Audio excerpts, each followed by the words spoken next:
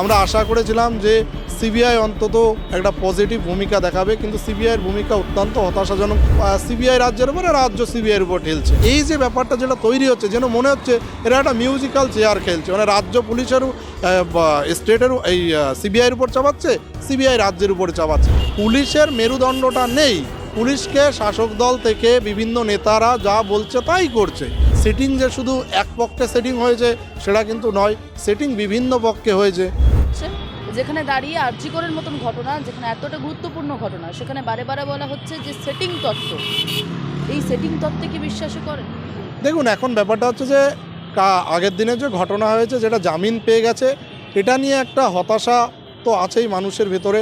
আর setting থিওরিও একদম ফেলে দেওয়া যায় না, কারণ এর আগেও আমাদের রাজ্যে সারদা, নারদা, শিক্ষা, খাদ্য অনেক দুর্নীতি হয়েছে।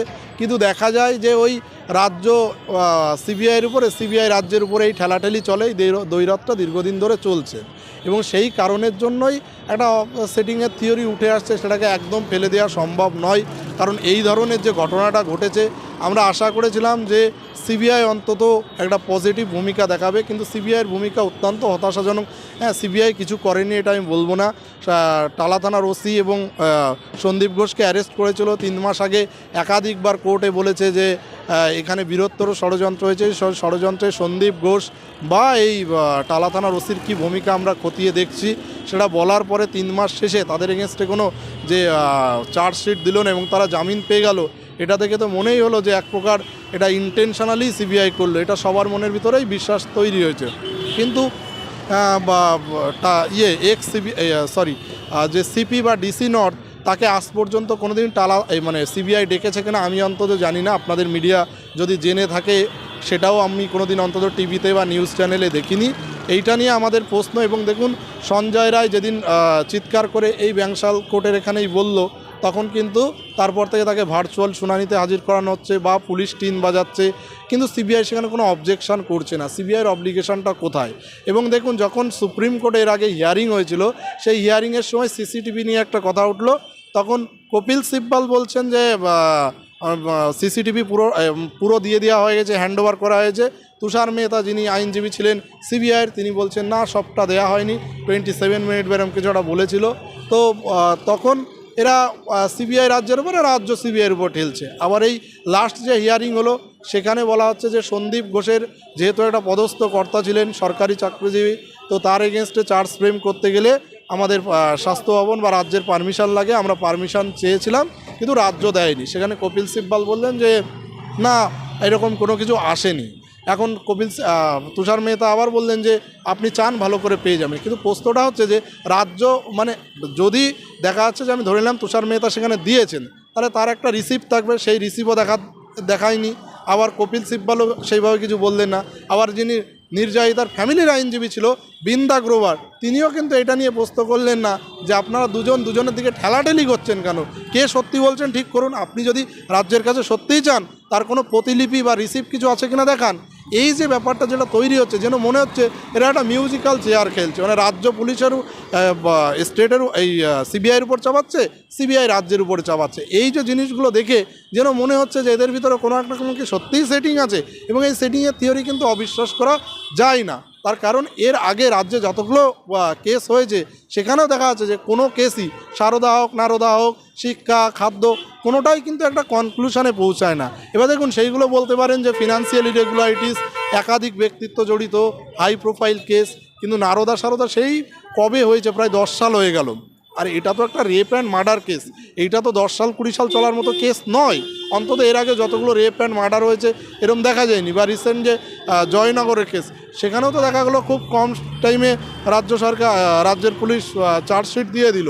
সেখানে সিবিআই পারে না এরকম নয়। এবং সিবিআই সাকসেস রেটও বাইরের স্টেটে যথেষ্টই ভালো, মোর দ্যান 70%, ইডিরও বেশি। কিন্তু আমাদের রাজ্যের কাছে আসলে এরা যেন মানে একদম ওই জিরোর কাছাকাছি পৌঁছে যায়।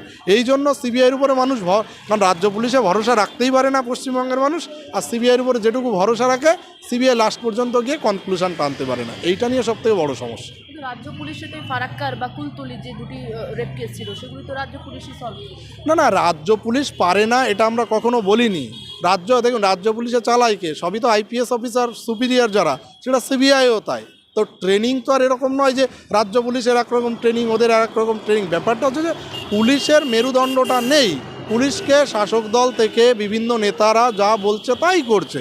তাদের তো মেরুদণ্ড যদি থাকতো তাহলে ধরুন সন্দীপ ঘোষের এগেনস্টে তো আজকে অভিযোগ না, সন্দীপ ঘোষের এগেনস্টে যে সমস্ত অভিযোগ হয়েছে সেই অভিযোগের প্রতিলিপি বা সেই সমস্ত ডকুমেন্টস তার এগেনস্টে যা যা জমা দিয়ে হয়েছিল সিবিআই রেড করতে গিয়ে তার বাড়িতে সেগুলোই পাওয়া গেছে। তার মানে কি পুলিশ কি সঠিকভাবে কাজ করেছে? আজ যদি পুলিশ সঠিকভাবে কাজ করতো তাহলে এই ঘটনাই তো হয় না। এর আগে একাধিকবার এদের এগেনস্টে অভিযোগ হয়েছে, কিচ্ছু লাভ হয়নি। তাহলে পুলিশ সেখানে তো কোনো কাজ করছে না। এটা তো বলা সম্ভব না যে পুলিশ পারে না। পুলিশ ইন্টেনশনালি করেনি, সেটা হচ্ছে তাদের কোনো অব্লিগেশন ছিল যে হয়তো দেখা যাচ্ছে উপর লেভেল থেকে তাদের চাপ দেওয়া হয়েছে, করবে না তাই করেনি। পুলিশ পারবে না কেন? অবভিয়াসলি পুলিশে ভালো অফিসার আছে, কিন্তু পশ্চিমবঙ্গে সমস্যা যে মেরুদণ্ডটা নেই, যে তারা সামনে দাঁড়িয়ে প্রতিবাদ করবে। শাসক দল যদি উঠতে বলছে তো উঠছে, বসতে বললে বসছে, তার জন্য কিছু করছে না। 4 মাস অতিক্রান্ত, কোথাও কি মনে হচ্ছে এই আরজি করে তদন্তের যে গতি প্রকৃতি বিষ বাউ জলে? দেখুন 4 মাস এটা লাগবে, এটাই হচ্ছে অত্যন্ত হতাশাজনক।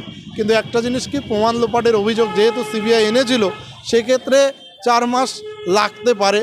কিন্তু আবার তারা যেহেতু জামিনটা পেয়ে গেল, কোনো চার্জশিটে উল্লেখ করলো না, তাহলে তো প্রমাণ লোপাটের কথাটাও এখন পুরো এস্টাবলিশ হচ্ছে না।